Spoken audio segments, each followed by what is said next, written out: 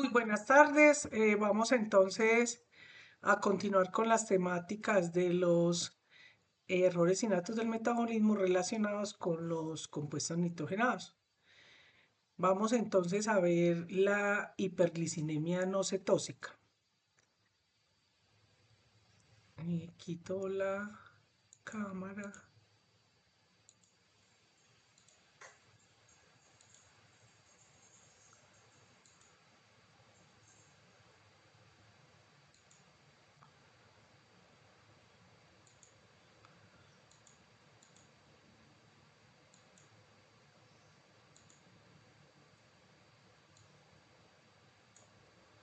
Bueno, entonces vamos a iniciar con eh, la hipergliceminemia no cetósica. Para entender esta patología, tenemos entonces que recordar la glicina. La glicina es un aminoácido esencial, es el aminoácido más, uno de los aminoácidos más sencillos, donde, o el más sencillo, donde su radical es un hidrógeno. La glicina es un aminoácido muy abundante en el sistema, en los sistemas, en el organismo y pues es sustrato de muchos compuestos. Aquí vemos, tenemos un claro ejemplo donde a través de la familia de la hidrometilasa se puede convertir en otros aminoácidos, serina, y la serina se puede convertir en piruvato, lo que puede dar origen a que este aminoácido sea glucogénico.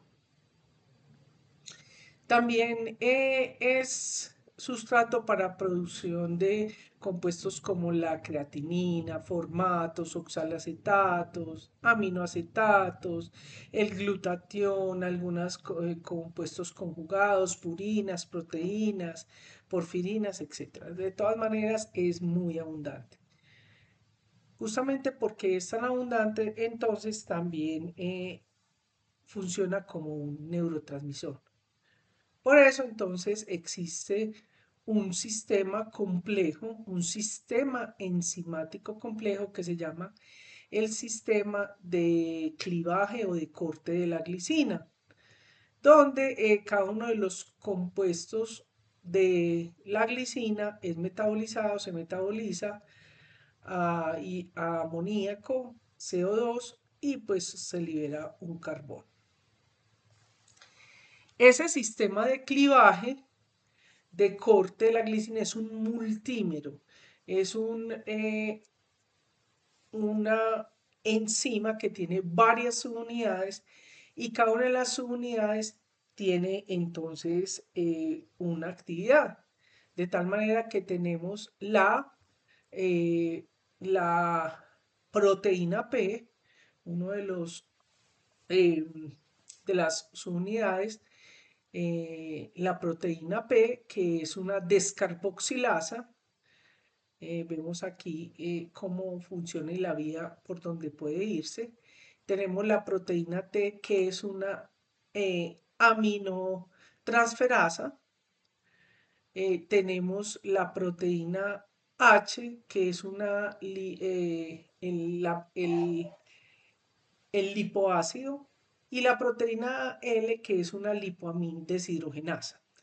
Entonces, como podemos ver acá, es un sistema complejo, muy versátil, y cuando existe una variante genética que hace un cambio en alguna de estas subunidades, tiene como resultado un aumento de la glicina, que no se convierte en cetón, en un grupo cetónico.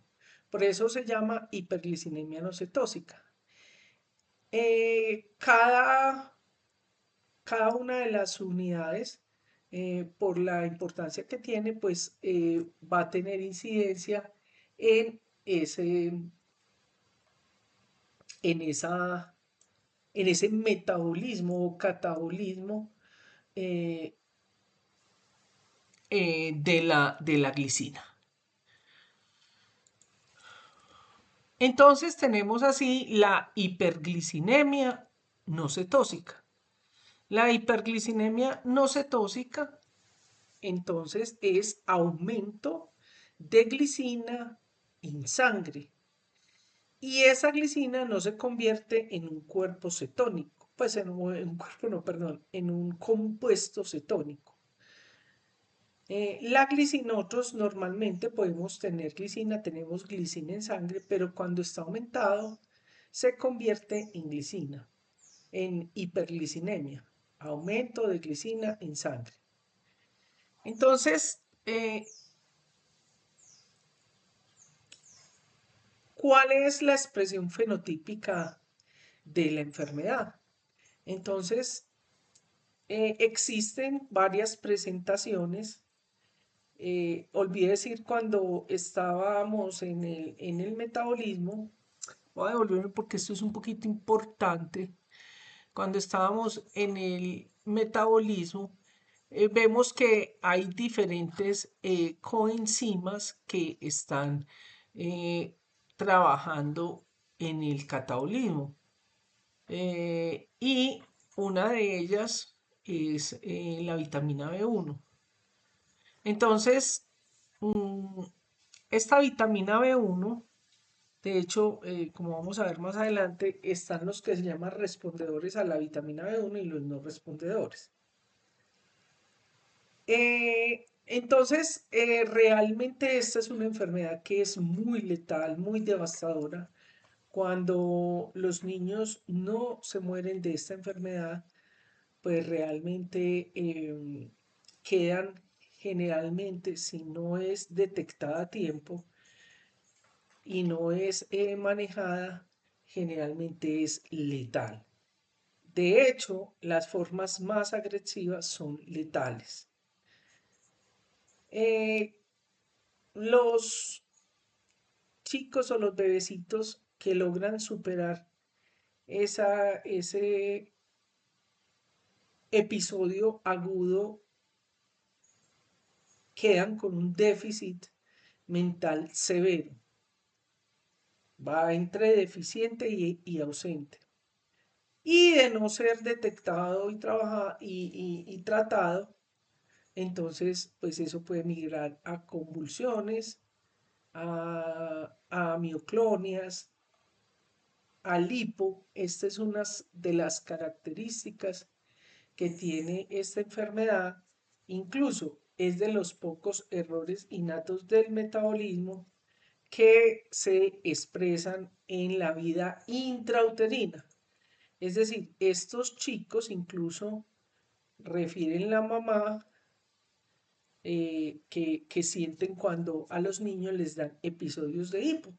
Todos tenemos un episodio de hipo, pero estos son episodios de hipo que pueden durar horas, minutos a horas.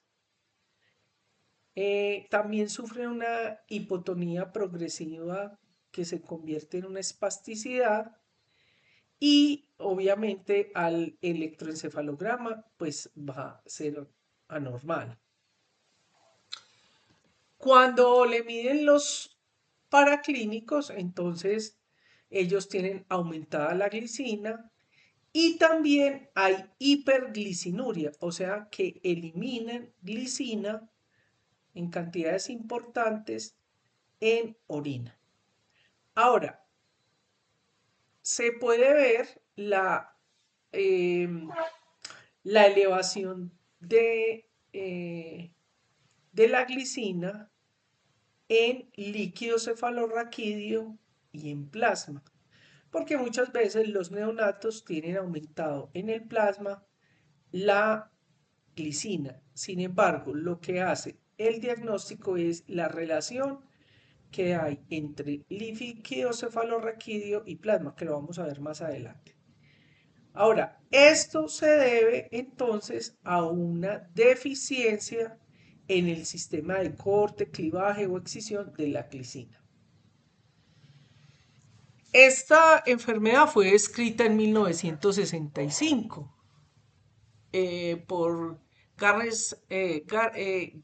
Gerritsen y la denominó hiperglicinemia no cetósica.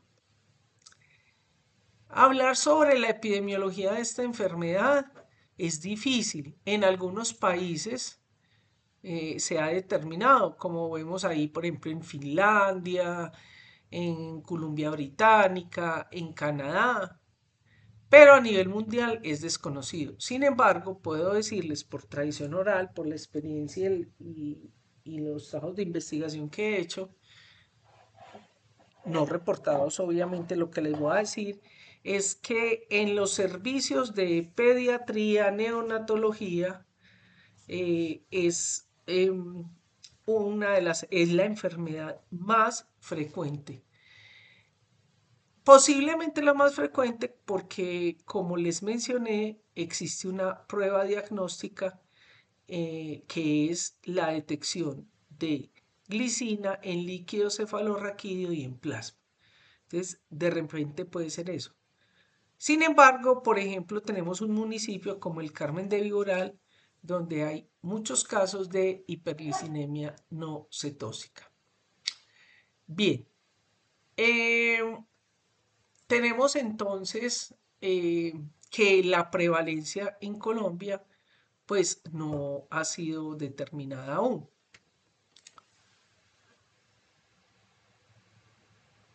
¿Cuál es entonces la etiología de esta enfermedad? Este es un error innato del metabolismo, es una enfermedad huérfana. Básicamente es porque son variantes genéticas, mutaciones que tienen en el gen GLSD y en el gen AMT, uno en el cromosoma 9 y otro en el cromosoma T. El GLDD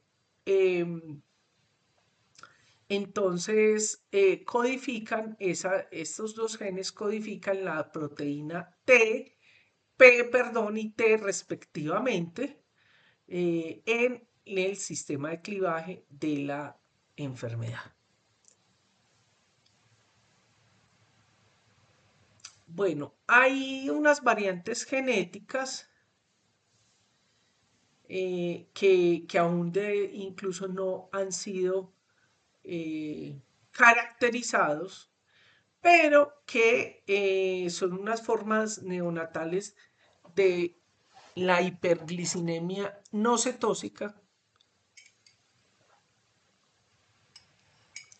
forma neonatal infantil,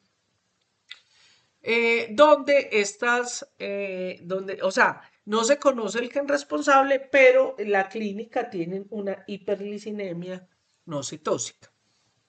Ahora, esa hiperglicinemia no cetósica es tan grave y devastadora porque sabemos que una de las funciones, o una de las funciones no, de la glicina es que es un neurotransmisor. Entonces, como neurotransmisor puede generar dos respuestas en el sistema nervioso central.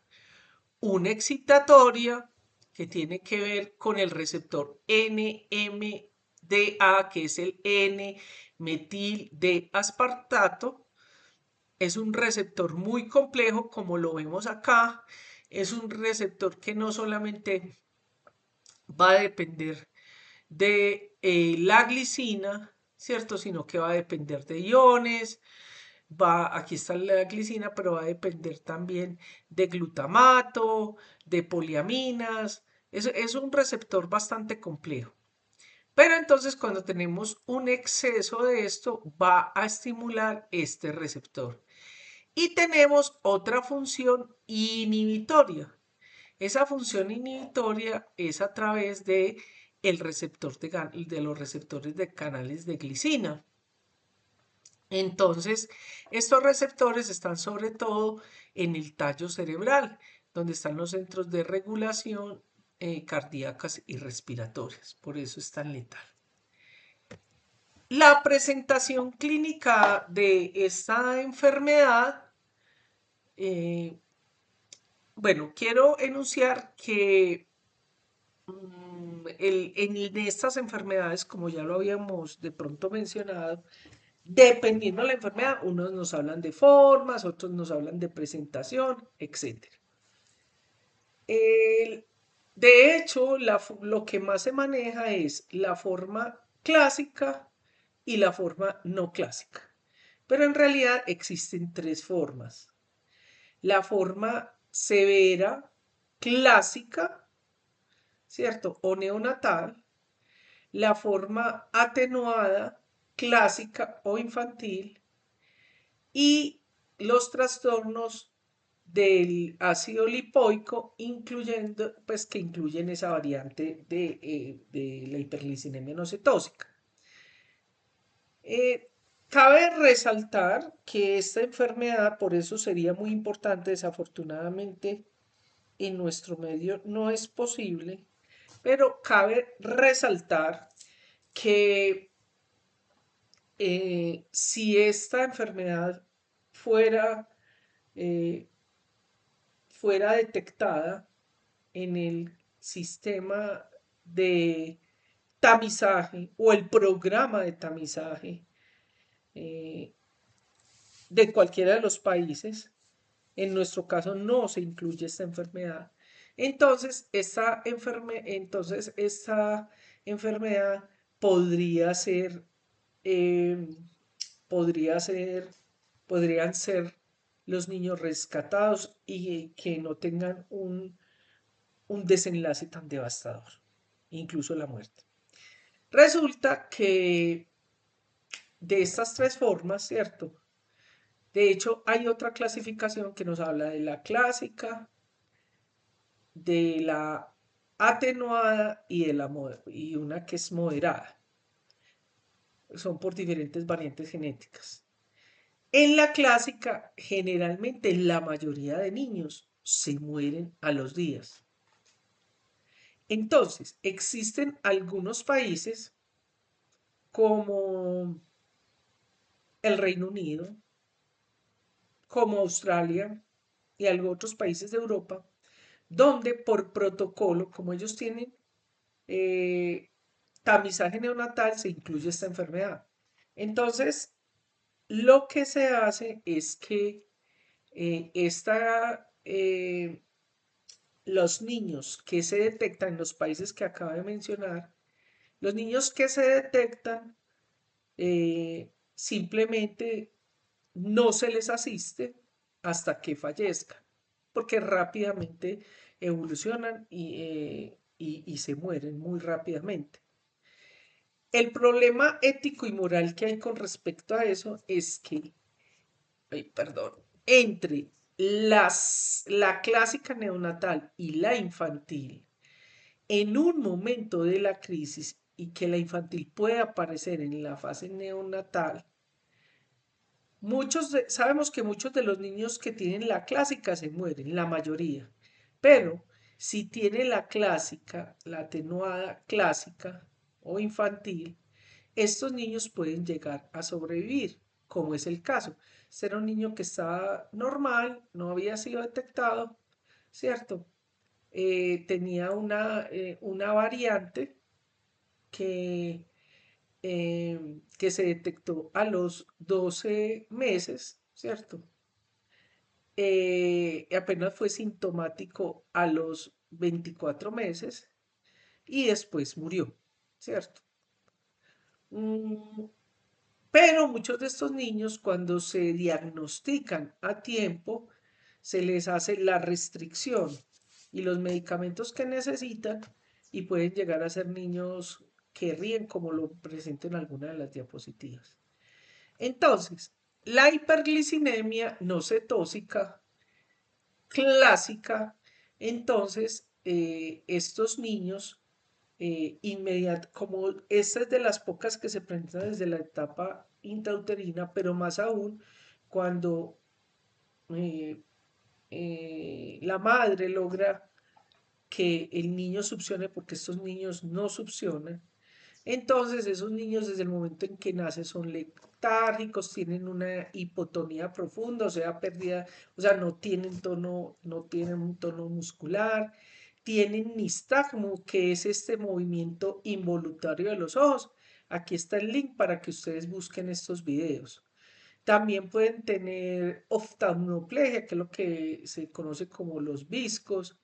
Tienen convulsiones mioclónicas. Recuerden que las convulsiones mioclónicas, entonces les salta un bracito, un piecito, una piernita. Bueno, no succionan, ¿cierto? E incluso ya pueden venir con el daño cerebral a nivel intrauterino. Por eso el diagnóstico genético familiar es tan importante para que los padres de estos niños tengan una asesoría genética para futuros embarazos. Bien, entonces aquí tenemos, por ejemplo, uno de los protocolos, lo que hay que hacer inmediatamente nacen estos niños, entonces es pues procurar hacer el diagnóstico. Entonces ellos van a tener unas manifestaciones clínicas, ¿cierto? Las que acabamos de ver. Y entonces, pues obviamente usted va a tener la sospecha de que puede ser alguno de los aminoácidos, pero inmediatamente hay que hacer, por un lado, la determinación de la hiperglicinemia, que se puede hacer por eh, cromatografía de capa fina, ¿cierto? O puede ser por un perfil de aminoácidos por espectrofotometría de masa, pero recordemos que esos aminoácidos se pueden detectar en líquido cefalorraquídeo y en líquido cefalorraquídeo y en plasma, que de hecho pueden hacer el diagnóstico.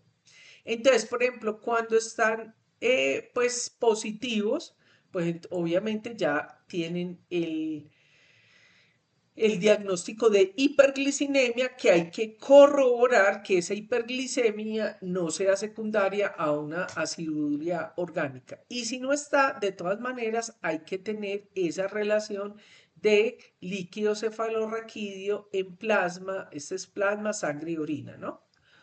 En plasma sangre, ¿cierto? Eh, entonces, cada, cada país o cada, eh, sí, ¿cómo se dice? Pues como cada equipo de salud tiene su protocolo, pero podríamos decir que en general la mayoría de estos, de los valores que sean mayores de 8, ¿cierto? Entonces es positivo y se diagnostica como hiperglicinemia no cetósica. Ahora, ya para hacer usted si es clásica, infantil, tardía o transitoria, pues eso va a depender de un lado de las manifestaciones clínicas y de otro lado cuando les es posible hacer el estudio de genética molecular para ver las variantes responsables. Y también se sabe que, por ejemplo, algunos dan menos de 8 y ese menos de 8 se puede incluso ver para algunas variantes que son atípicas, lo que se llaman los Bush. O sea, variables de significado incierto. Bien. Ahora, podemos decir que la gold estándar es esta porque se obtiene el resultado muy rápidamente, está en disposición en la mayoría de países, que es la determinación de glicina en líquido cefalorraquídeo y en sangre. Como les digo, todavía existen, este es un modelo que es europeo, todavía existen diferentes incluso formas para clasificar estas hiperglicemia no cetósica. Incluso tenemos esta que es de 0,09 a 0,097, que es la forma típica, y de 0,98 a 0,99, que es la forma típica.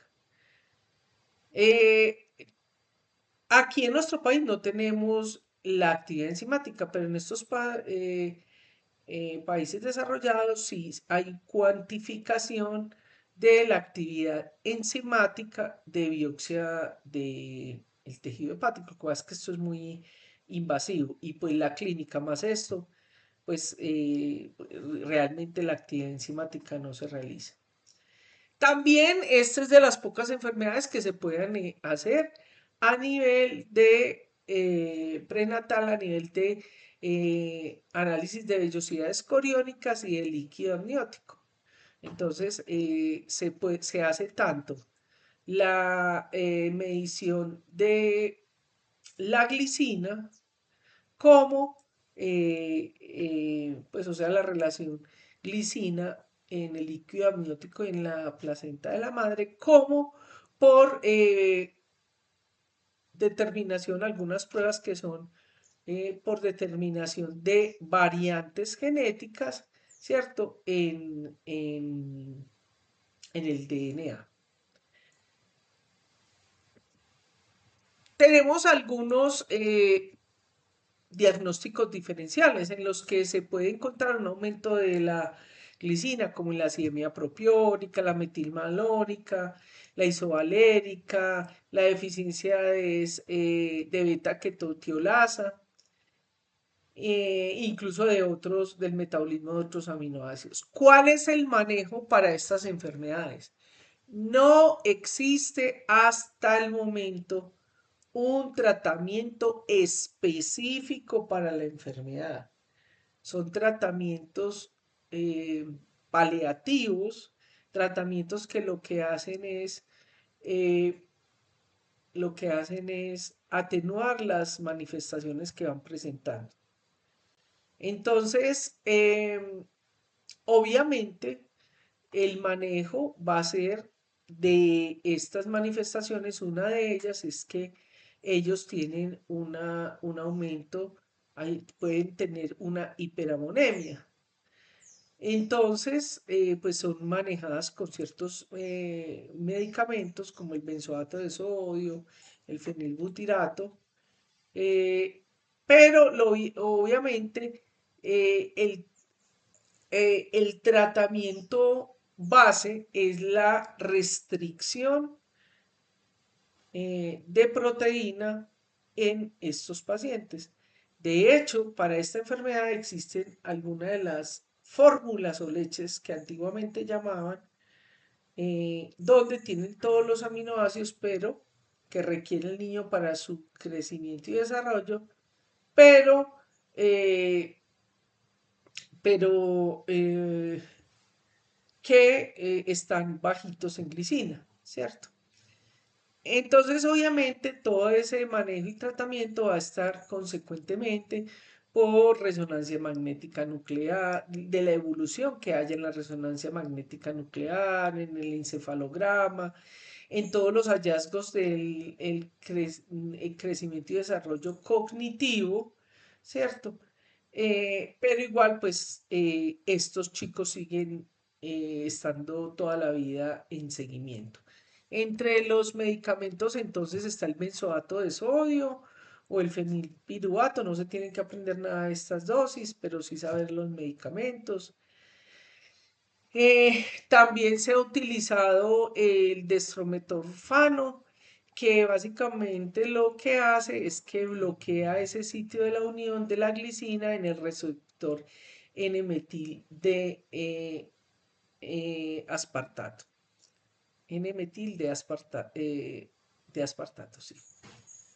De aspartato, no, sino pues de que es el ácido aspartico. Bien, y pues se ha notado que eso es lo que reduce las convulsiones y el estado de alerta del pequeño. Aquí les traigo una imagen como ese fenilbutirato o fenilacetato y benzoato lo que nos está haciendo es eliminándonos esos excesos de amonio a través del lipurato y del fenilaceto acetilglutamina. Es la manera como se eliminan estos excesos de ion amonio y amoníaco. También pues se utilizan tratamientos para la epilepsia porque muchos de ellos tienen como una especie de epilepsia refractaria con benzodiazepinas y sabemos entonces que existen los fenotipos respondedores. Como eso va a depender de la variante genética. Como nosotros no tenemos para determinar eso, entonces a todos los niños, en Colombia la vitamina B6 no, pero pues por narraciones del doctor Blair Ortiz, la vitamina B1 a todo niño con hiperglicemia no cetósica se le hace, se le da la vitamina B1. Bien, ¿cuál es el pronóstico de esta enfermedad? Pues va a depender de la forma, obviamente, sabemos que en la etapa neonatal casi todos se mueren y es un desenlace grave, pero con un oportuno y temprano diagnóstico, pues estos niños pueden ser como estos, son niños que pueden crecer, pueden, algunos pues quedan con secuelas, pero pueden estar muy bien. Bien.